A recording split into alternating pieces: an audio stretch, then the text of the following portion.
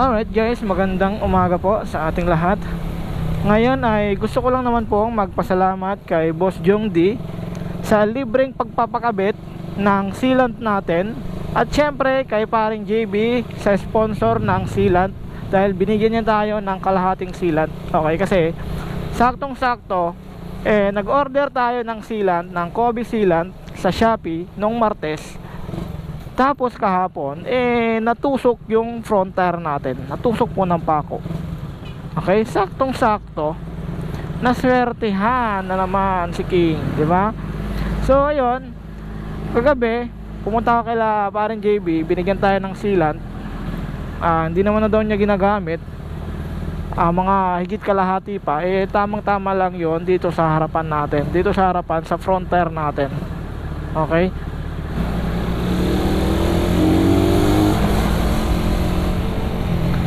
Kay Boss Jong din naman po, maraming salamat kasi di tayo pinagbayad doon sa pagpapalagay ng sealant natin sa tire natin. Okay, kaya maraming salamat po. Big shoutout kay Boss Jong D at kay paring JB. Maraming salamat sa inyong dalawa. Yung nangyari kanina guys, yung pagpalagay natin ng sealant, dito na lang natin pinalagay sa likodan, dito sa rear tire natin, kasi di ko alam na may sealant pa pala yung front tire natin. Okay, pero unti na lang daw sabi ni Boss Jong D. Pero kahit konti na lang, nakapag-seal pa siya ng butas dito sa front tire natin. Ayun talaga yung plano ko. Ayun talaga yung plano ko kanina. Sabi ko, hindi ko muna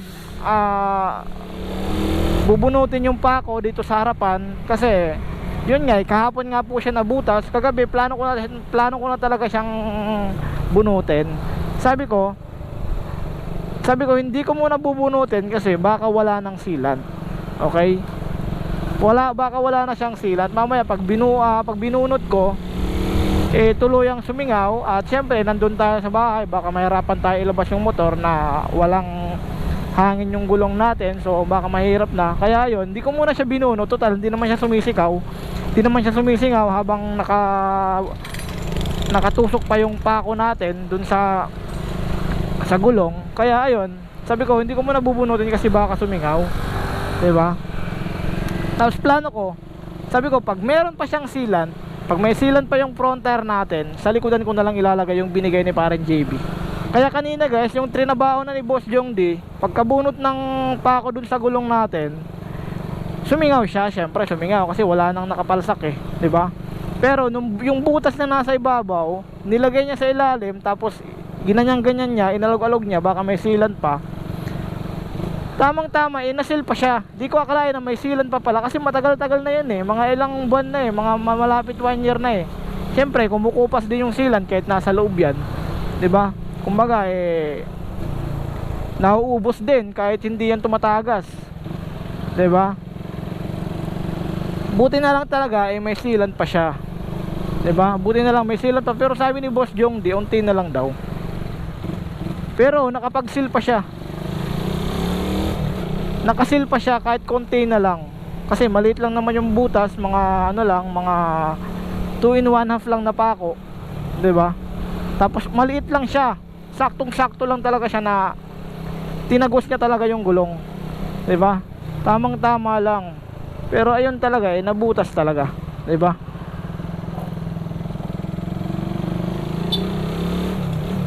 Kaya yung nangyari guys, pagkahugot ni Boss Jong D, syempre sumingaw, ilagay niya sa ilalim, inalog-alog niya yung gulong, nasil. Sabi niya may laman pa daw, pero konti na lang. Kaya yung ginawa namin, yung ginawa ni Boss Jong D, is sa rear tire na lang niya nilagay yung kalahating sealant. Okay, siguro mga 500 ml ata yun, mga ganun pa karami. Inubos niya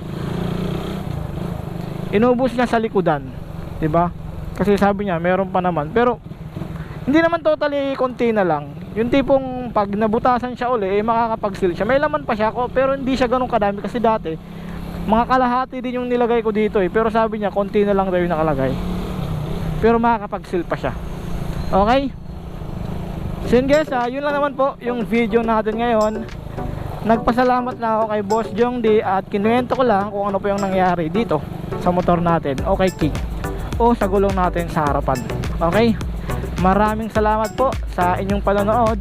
See you on my next vlog. At ride safe po sa ating lahat.